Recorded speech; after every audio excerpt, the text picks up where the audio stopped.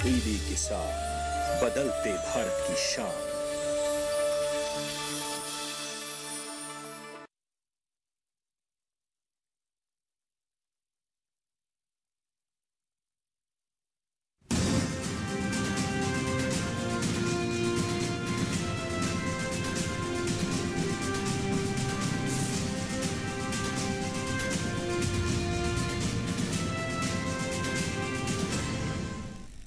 नमस्कार, किसान समाचार में आपका स्वागत है। मैं हूं साइमा खान। सबसे पहले नजर हेडलाइंस पर। केंद्रीय उर्वरक एवं रसायन मंत्री मनसुख मांडविया ने कहा कि किसानों को खरीफ फसलों के लिए खाद की नहीं होगी कमी। भारत 2025 तक यूरिया में हो जाएगा आत्मनिर्भर।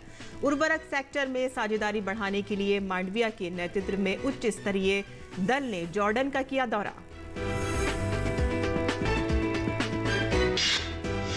केंद्र सरकार ने गेहूं निर्यात अधिसूचना में कुछ छूट दिए जाने की घोषणा। आदेश से पूर्व सीमा शुल्क विभाग के साथ पहले से ही पंजीकृत गेहूं की खेप की दी गई अनुमति।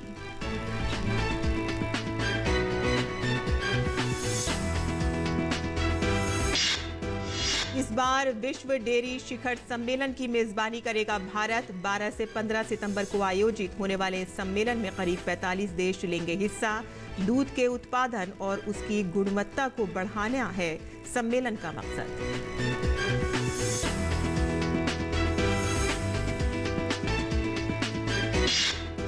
हरियाणा पंचकुला में व्यापार संगठनों और एफपीओ का क्षेत्रीय सम्मेलन आयोजित। केंद्रीय राज्य मंत्री कैलाश चौधरी ने लिया हिस्सा। कहा कि एफपीओ धरातल पर उतर कर करे काम। हरियाणा के एक कृषि मंत्री ने कहा कि केंद्र ने 10,000 एफपीओ स्थापित करने का रखा लक्ष्य। हरियाणा में बनाए जा चुके हैं 700 एफपीओ। मध्य प्रदेश के मुख्यमंत्री शिवराज सिंह चौहान ने सीहोर में चल रहे कृषक प्रशिक्षण कार्यक्रम में लिया हिस्सा। कहा कि प्राकृतिक खेती धरती, नदियों, इंसान की जिंदगी को बचाने का है अभियान। रासायनिक खेती ने अनेकों जीव जंतुओं को कर दिया है समाप्त।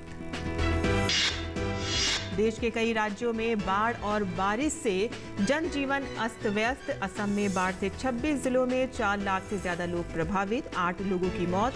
बेंगलुरु में भारी बारिश के कारण कई जगहों पर जल जमाव की स्थिति। मौसम विज्ञान विभाग ने बेंगलुरु के लिए बारिश का ऑरेंज अलर्ट किया जारी। कर्नाटक, तमिलनाडु और केरल के कुछ हिस्सों में भारी बारिश का अनुमान। मछुआरों को समुद्र में न जाने की सलाह। और अब समाचार विस्तार से। जहां किसानों के लिए अच्छी खबर है कि देश में खाद की कोई कमी नहीं होगी। केंद्रीय उर्वरक एवं रसायन मंत्री मनसुख मांडविया ने सभी राज्यों के कृषि मंत्रियों से बात की है और उनसे ये सुनिश्चित करने को कहा है कि किसानों को खरीफ फसलों के लिए खाद की कोई कमी नहीं हो। केंद्रीय मंत्री ने कहा है कि भारत 2025 तक यूरिया में आत्मनिर्भर हो जाएगा।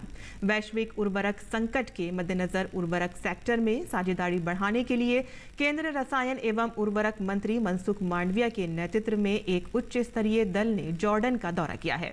यह अपनी तरह की एक नई पहल है। इस दौरे के दौरान भारत ने जॉर्डन के साथ 30 lakh metric ton rock phosphate की सप्लाई के लिए एक समझौता किया है ताकि डीएपी उर्वरक आसानी से उपलब्ध हो सके। देश में उर्वरक उपलब्धता के लिए डीएपी, एमओपी और फॉस्फोरिक एसिड के लिए भारत ने जॉर्डन के साथ लंबी अवधि का समझौता किया है। यह समझौता 5 साल के लिए किया गया है। भारत जॉर्डन संयुक्त समिति भी बनाई गई है जो खाद की कमी पर और उसके सप्लाई पर नजर रखेगी, साथ ही इस क्षेत्र में निवेश के अवसर भी तलाशेगी। इस तरह का समझौता दूसरे देशों के साथ भी किया जाएगा ताकि देश में खाद की कोई किल्लत नहीं हो। भारत ने खरीफ फसलों के लिए पहले से ही 30% स्टॉक खरीद रखा है। उर्वरक एवं रसायन मंत्रालय का आकलन है कि इस साल यूरिया के इस्तेमाल में 20 लाख मीट्रिक टन की कमी आएगी। भारत 2025 तक यूरिया में आत्मनिर्भर हो जाएगा। बैरोनी और सिंदरी का प्लांट इस साल कमीशन हो जाएगा जिससे 27 लाख मीट्रिक टन यूरिया मिलेगा। मंत्रालय देश में यूरिया के उत्पादन को बढ़ाने की दिशा में काम कर रहा है और साथ ही किसानों की यूरिया के विकल्प का चयन करने को प्रेरित कर रहा है।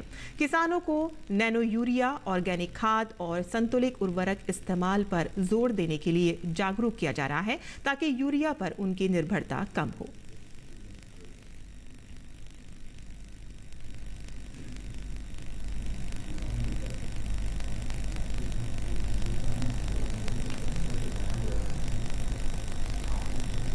और आगे बढ़ते हैं, जहां केंद्र सरकार ने वाणिज्य विभाग के विदेश व्यापार महानिदेशालय द्वारा गेहूं निर्यात को प्रतिबंधित करने पर दिनांक 13 मई को जारी अपने आदेश में कुछ छूट दिए जाने की घोषणा की है। ये निर्णय लिया गया है कि जहां कहीं भी गेहूं की खेपों को जांच के लिए सीमा शुल्क विभाग को सुपुर्द कर दिया गया है और जो उनकी प्रणाली में 13 मई को या उससे पहले पंजीकृत कर लिए गए हैं, वैसी खेपों को निर्यात किए जाने की अनुमति होगी। सरकार ने मिस्र की ओर जाने वाली गेहूं की खेप को भी अनुमति दी, जो पहले से ही कांडला बंदरगाह पर लोडिंग के तहत थी और इसके बाद कांडला बंदरगाह पर लोड किए जा रहे गेहूं कार्गो को अनुमति देने का मिस्र सरकार द्वारा अनुरोध किया गया। सरकार ने 61,500 MT गेहूं की पूरी खेप की अनुमति देने का निर्णय लिया और इसे कांडला से मिस्र तक जहाज से ले जाया जाने की अनुमति दी है। भारत सरकार ने पहले भारत में समग्र खाद्य सुरक्षा स्थिति को प्रतिबंधित करने के लिए तथा पड़ोसी एवं निर्बल देशों जो गेहूं के लिए वैश्विक बाजार में अचानक आए बदलाव द्वारा प्रतिकूल तरीके से प्रभावित हैं और समुचित गेहूं आपूर्तियों की सुविधा पाने में अक्षम हैं, ऐसे देशों की आवश्यकताओं को पूरा करने में सहायता करने के लिए गेहूं निर्यातों पर प्रतिबंध लगा दिया था।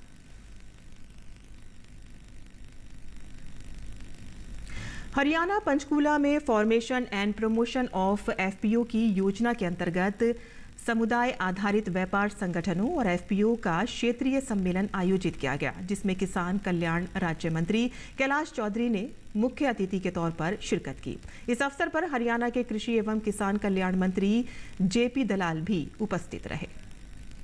हरियाणा के पंचकुला में formation and promotion of FPO की योजना के अंतर्गत समुदाय आधारित व्यापार संगठनों और FPO का क्षेत्रीय सम्मेलन आयोजित किया गया। इसमें 4 राज्यों हरियाणा, पंजाब, हिमाचल प्रदेश और जम्मू कश्मीर लद्दाख के FPO और CBBO ने भाग लिया। किसान कल्याण राज्य मंत्री कैलाश चौधरी ने कहा कि ये एक ऐसी योजना है जिससे प्रधानमंत्री नरेंद्र मोदी के किसान की आय को दोगुना करने के सपने को पूरा किया जा सके। भारत सरकार कृषि के क्षेत्र में और किसानों के लिए लगातार प्रयास कर रही है कि किसानों की इनकम बढ़े और किसान आत्मनिर्भर हों और इसी दृष्टि से भारत सरकार ने कई स्कीमें प्रारंभ की है और वो स्कीम किसानों के कल्याण के लिए बनी है। कृषि राज्य मंत्री कैलाश चौधरी ने कहा कि भारत सरकार किसानों की आय बढ़ाने के लिए प्रयास कर रही है। इसके लिए कई योजनाएं बनाई गई हैं। हर 4 महीने में 2,000 रुपए किसान सम्मान निधि के तहत दिए जाते हैं। अब तक 1,85,000 करोड़ रुपए लगभग 11 करोड़ किसानों को दिए गए हैं। किसानों के लिए किसान सम्मान निधि का पैसा किसानों को दिया जा रहा है। हर 4 महीने में 2,000 रुपये, प्रतिवर्ष 6,000 रुपये और ये लगभग किसानों को 1,85,000 करोड़ रुपए किसानों के खाते में गए हैं और लगभग 11.5 करोड़ किसानों को किसान सम्मान निधि का पैसा मिल रहा है। ऐसे ही किसानों के लिए 1,00,000 करोड़ रुपए एग्रीकल्चर इंफ्रास्ट्रक्चर फंड का भी प्रावधान किया है, जिसमें किसान बिना मोर्गेज के 2 करोड़ रुपए तक और 3% ब्याज की छूट के साथ में एग्रीकल्चर के लिए इंफ्रास्ट्रक्चर फंड के लिए, जिसमें पॉली हाउस है, ग्रीन हाउस है, कोल्ड स्टोरेज है, वेयर हाउस है, सॉर्टिंग ग्रेडिंग की यूनिट लगा सके। इस दृष्टि से किसानों को 1,00,000 करोड़ रुपए का एग्रीकल्चर इंफ्रास्ट्रक्चर फंड का भी प्रावधान किया है। लाभार्थियों ने कहा कि अभी तक 510 किसानों को इसमें जोड़ा गया है। किस प्रकार किसान अपना बिजनेस लगा सकते हैं, इस पर काम किया जा रहा है। यहाँ से बहुत कुछ सीखे हैं, आगे भी किसानों को ये बताएंगे भी ये जैसे जीरी की फसल है, ये थोड़ी कम करो, पानी बचाओ और फसल चक्र को बंद करो, गेहूं में कनक बंद करो, नई फसलें लगाओ, नई बागबानी का करो, इसका स्टोर करो। आय को दुगना करने के लिए जैसे प्रधानमंत्री जी कमिटेड थे, वैसा हमें देखने को मिल रहा है। हम जिस उम्मीद से यहाँ आए थे वैसा बिल्कुल हो पा रहा है। इन्होंने हमारे बहुत सारी ऐसी सब्सिडियाँ बताई है और बहुत सारी ऐसी वित्तीय सहायता देने का इन्होंने प्रावधान बताया कि आप कोई भी काम करना शुरू जा रहे हैं तो हम इसके लिए आपको बहुत सारी वित्तीय सहायता देंगे। हरियाणा के कृषि एवं किसान कल्याण मंत्री JP दलाल ने कहा कि भारत सरकार ने 10,000 FPO स्थापित करने का लक्ष्य निर्धारित किया है। उन्होंने कहा कि हरियाणा में भी 600 से 700 FPO बनाए जा चुके हैं। उन्होंने कहा कि प्रधानमंत्री नरेंद्र मोदी के नेतृत्व वाली सरकार ने कृषि का बजट भी बढ़ाया है। पहले ये सिर्फ 23,000 करोड़ का बजट था, जिसे बढ़ाकर 1,32,000 करोड़ किया गया है। यानी कृषि का बजट 6% बढ़ाया गया है। प्रत्येक एफपीओ को प्रशिक्षण देने की खातिर 5 वर्ष के लिए सीबीबीओ को 25 लाख रुपए दिए जा रहे हैं। एक सीबीबीओ को 25 एफपीओ देने का प्रावधान है। ब्यूरो रिपोर्ट, डीडी किसान। और विश्व डेयरी शिखर सम्मेलन की मेजबानी इस बार भारत करेगा। 12 से 15 सितंबर को आयोजित होने वाले इस सम्मेलन में करीब 45 देशों के करीब 1,1500 प्रतिभागी हिस्सा लेंगे। केंद्रीय मत्स्य एवं पशुपालन राज्य मंत्री संजीव बालियान ने बताया कि इस समिट का मकसद तकनीकी और वैज्ञानिक तौर तरीकों को बढ़ावा देकर दूध के उत्पादन को और उसकी गुणवत्ता को बढ़ाना है। डेयरी समिट होगी, उसके माध्यम से जो जहां हम हैं और जहां दुनिया के दूसरे देश हैं टेक्नोलॉजी में, वो एक कंपैरिजन भी होगा, हमें भी सीखने को मौका मिलेगा। और जो हिंदुस्तान पिछले कुछ समय से बेहतर कर रहा है सेक्टर में, वो भी दुनिया को देखने का मौका मिलेगा। संजीव बालियान ने कहा कि देश दूध उत्पादन में पहले स्थान पर है। उन्होंने बताया कि देश में डेयरी सेक्टर में वृद्धि दर 6% है, जबकि बाकी देशों में अभी तक 2% ही है।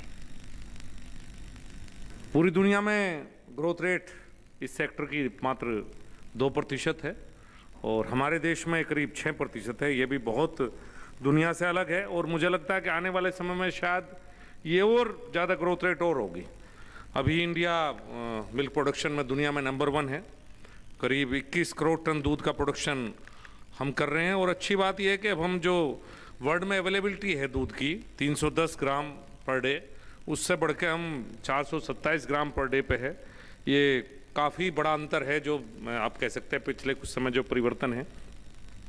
और सबसे बड़ी बात है कि इंडिया का जो डेयरी है वो कोऑपरेटिव बेस्ड डेयरी है।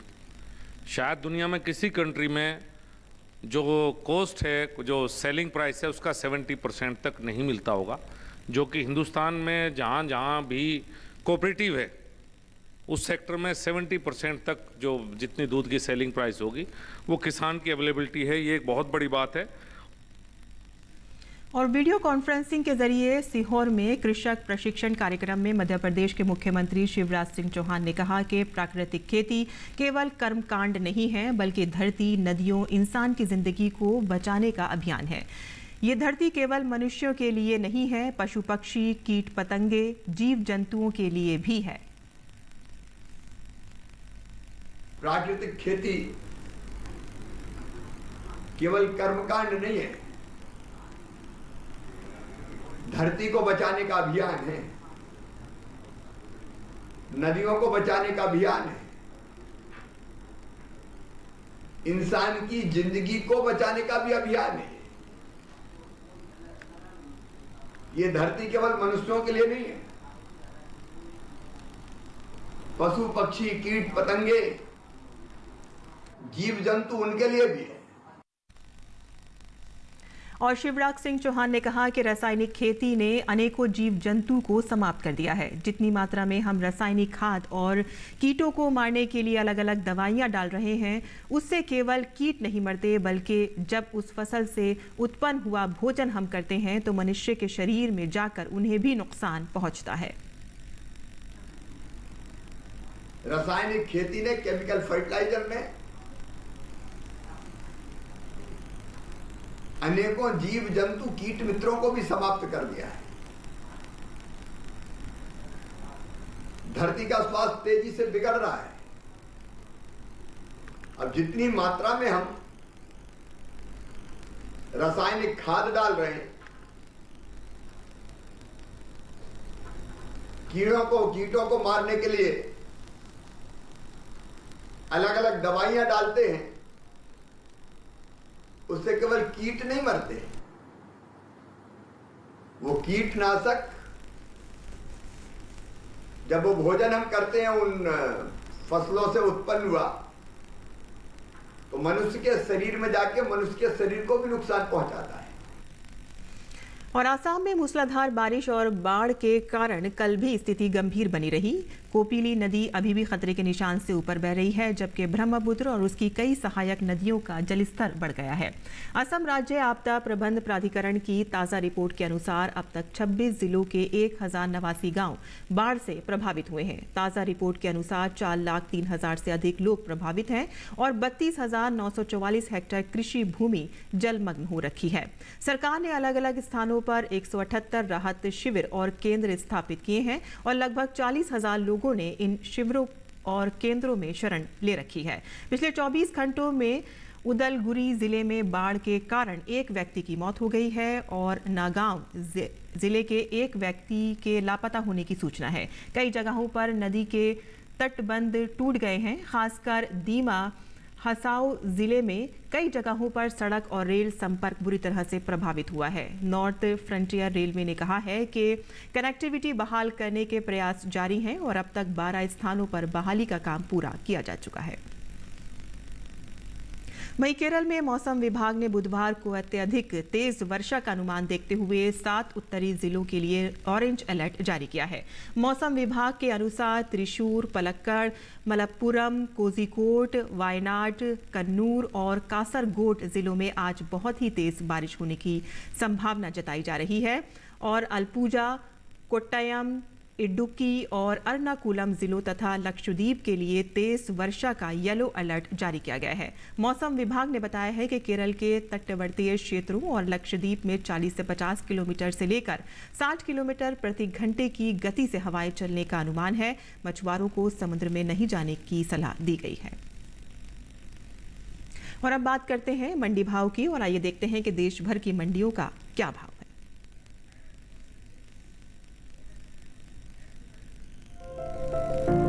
राजस्थान में जीरे के खेत में सिंचाई करें। किसान कपास की बुआई कर लें। यहीं गन्ने के खेत में सिंचाई कर सकते हैं। गन्ने में कीट लगने की संभावना बनी हुई है। ऐसे में गन्ने में कीटों से बचाव के लिए कृषि विशेषज्ञों की सलाह से कीटनाशक का छिड़काव कर लें। इसके अलावा मूंगफली की बुआई का समय सही है। वहाँ धान की नर्सरी के लिए खेत तैयार करें। राजस्थान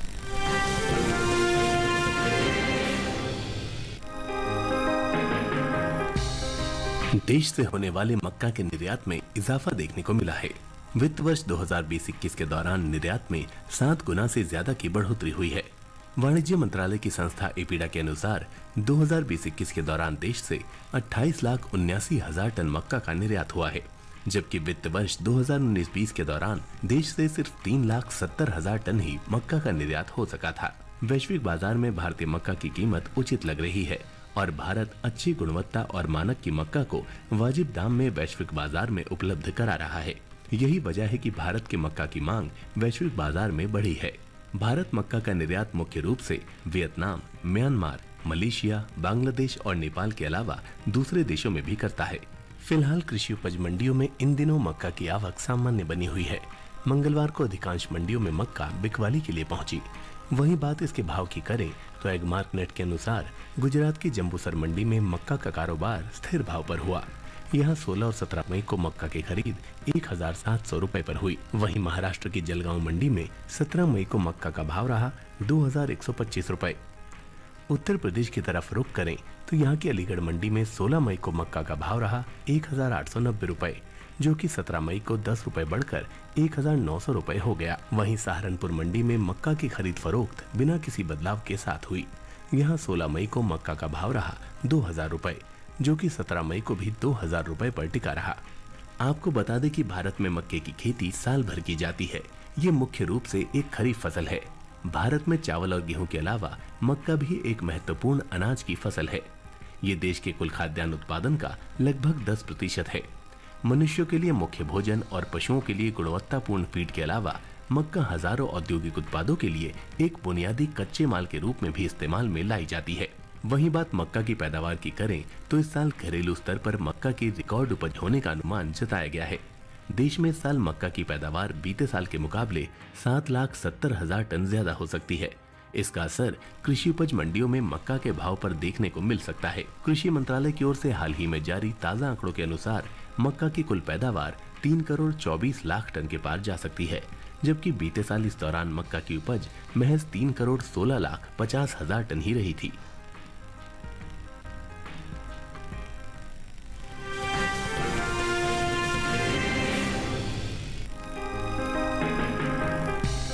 इस साल देश में मूंगफली की पैदावार में कमी देखने को मिल सकती है। घरेलू स्तर पर मूंगफली की उपज में इस साल 3,81,000 टन की कमी हो सकती है, जिसका असर कृषि उपज मंडियों में मूंगफली के भाव पर पड़ सकता है। कृषि मंत्रालय की ओर से हाल ही में जारी दूसरे अग्रिम अनुमान के मुताबिक साल 2021-22 के दौरान मूंगफली की पैदावार 98,63,000 टन होने का अनुमान जताया गया है, जबकि बीते साल की समान अवधि के दौरान उपज 1,02,44,000 टन की रही थी। वहीं कुल तिलहन की पैदावार पर नजर डालें तो कृषि मंत्रालय की ओर से साल 2021-22 के लिए हाल ही में जारी दूसरे अग्रिम अनुमान के अनुसार घरेलू स्तर पर तिलहन की पैदावार में खासी बढ़त देखने को मिल सकती है। कुल तिलहन की उपज बीते साल के मुकाबले 12 लाख टन ज्यादा होने की उम्मीद है। इस साल तिलहन की पैदावार 3,71,00,000 टन के पार जा सकती है, जबकि बीते साल इस दौरान कुल तिलहन की उपज महज 3,59,46,000 टन रही थी। केंद्र सरकार की ओर से कृषि निर्यात नीति में किए गए बदलावों के चलते अंतर्राष्ट्रीय बाजार में भारत ने साल 2020-21 के दौरान अच्छा प्रदर्शन किया है। यही वजह है कि वैश्विक बाजार में भारतीय मूंगफली की मांग में लगातार इजाफा हुआ है। देश में इस साल मूंगफली के निर्यात में अच्छी बढ़त देखने को मिल रही है। बीते 4 सालों के मुकाबले मूंगफली का निर्यात 10% बढ़ा है। साल 2017-18 के दौरान देश से मूंगफली का निर्यात 3,386 करोड़ रुपए का हुआ है। वहीं साल 2018-19 के दौरान निर्यात 3,297 करोड़ रुपए का रहा था।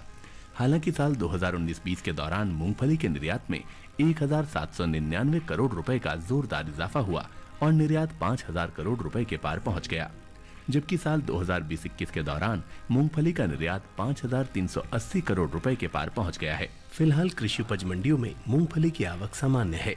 एगमार्कनेट के अनुसार देश की अलग अलग मंडियों में मूंगफली के भाव इस प्रकार रहे। गुजरात की धोराजी मंडी में 16 मई को मूंगफली का भाव रहा 6,005 रुपए। 17 मई को उसके भाव में 300 रुपए की गिरावट आई और भाव हो गया 5,705 रुपए। जबकि राज्य की राजकोट मंडी में 16 मई को मूंगफली का भाव रहा 6,420 रुपए, जो कि 17 मई को 25 रुपए की तेजी के बाद 6,445 रुपए हो गया। कर्नाटक की कुश्तगी मंडी में 17 मई को मूंगफली का कारोबार 355 रुपए की छलांग लगाकर 5,755 रुपए पर हुआ, जबकि यहाँ 16 मई को इसका भाव था 5,400 रुपए। तमिलनाडु की चैयर मंडी में 17 मई को मूंगफली के सौदे 8,480 रुपए पर हुए।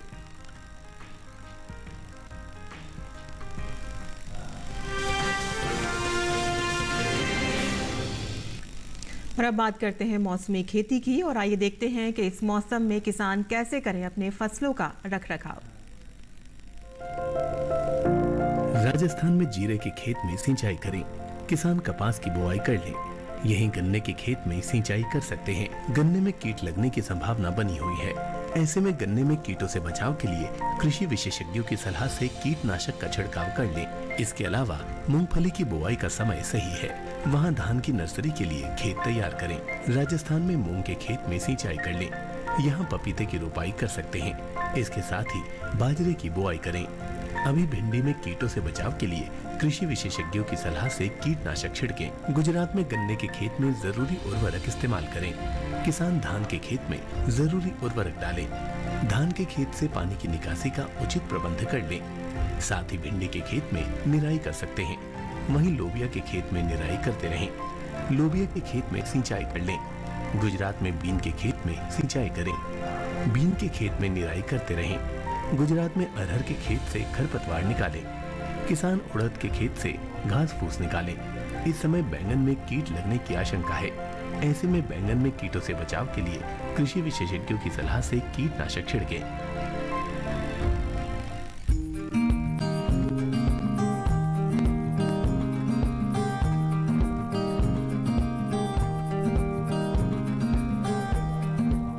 बेबी कॉर्न मक्का की कोई किस्म नहीं है, बल्कि वो अवस्था है जब भुट्टे में दाने बनने वाले हो या बनने शुरू हुए हों।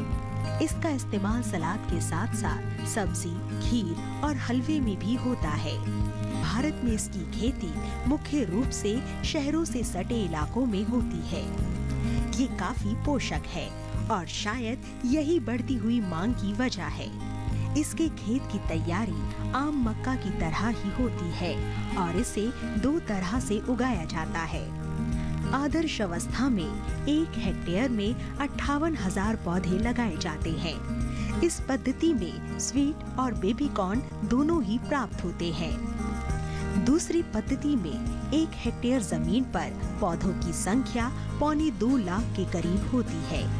इसमें तमाम भुट्टे बेबी कॉर्न के रूप में इस्तेमाल किए जाते हैं। बेबी कॉर्न के लिए 1 हेक्टेयर जमीन पर 20 से 25 किलोग्राम बीज की जरूरत होती है। 1 हेक्टेयर के लिए 1.5 से 2 क्विंटल नाइट्रोजन 3 बार में डालना होता है। इसकी फसल अमूमन 50 से 60 दिन में तैयार हो जाती है। तुड़ाई पर खास ध्यान देने की जरूरत है, चूंकि भुट्टा बहुत तेजी से बढ़ता है, इसलिए इसे जितना जल्दी हो सके बाजार भेज देना चाहिए। सुबह का समय तुड़ाई के लिए उपयुक्त है। पौधों में बाल यानी झंडा निकलते ही तोड़ दें और 3 दिन में 1 बार तुड़ाई कर लेनी चाहिए। इस तरह एक फसल के लिए औसतन 7 से 8 तुड़ाई पर्याप्त होती है। 1 हेक्टेयर में 15 से 19 क्विंटल तक बेबी कॉर्न हो सकते हैं। भुट्टे तोड़ने के बाद पौधों को हरे चारे के रूप में इस्तेमाल किया जा सकता है या इसे बेचकर अतिरिक्त आमदनी प्राप्त की जा सकती है। 1 हेक्टेयर से किसान को 250 से 400 क्विंटल तक हरा चारा मिल सकता है। दिल्ली के आसपास के इलाकों में किसानों ने बेबी कॉर्न प्रसंस्करण के संयंत्र भी लगाए हैं। प्रसंस्करण के बाद बेबी कॉर्न के दाम भी अच्छे मिलते हैं और इसे लंबे समय तक भंडार करके रखा भी जा सकता है।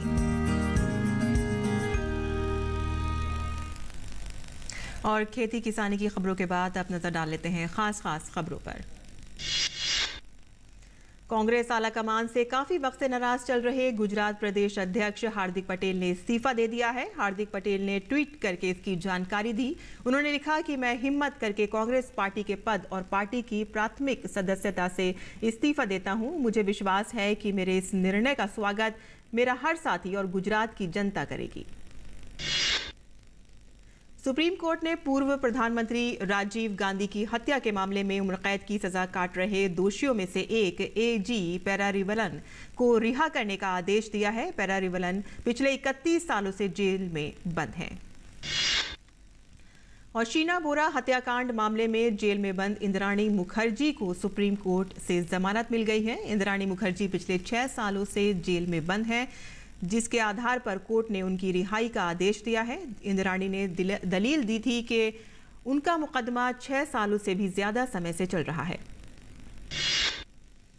उत्तर प्रदेश में मदरसों को दिए जाने वाले अनुदान को लेकर यूपी सरकार ने बड़ा फैसला लिया है, जिसमें अब नए मदरसों को किसी तरह का अनुदान नहीं दिया जाएगा। योगी कैबिनेट ने अपने इस फैसले से नए मदरसों को अनुदान न देने का फैसला किया गया है। वरिष्ठ कांग्रेस नेता कार्तिक चिदम्बरम के करीबी एस भास्कर रमन को सीबीआई ने गिरफ्तार कर लिया है। सीबीआई सूत्रों के अनुसार भास्कर को कार्तिक चिदम्बरम के खिलाफ चल रहे मौजूदा केस के मामले में गिरफ्तार किया गया है।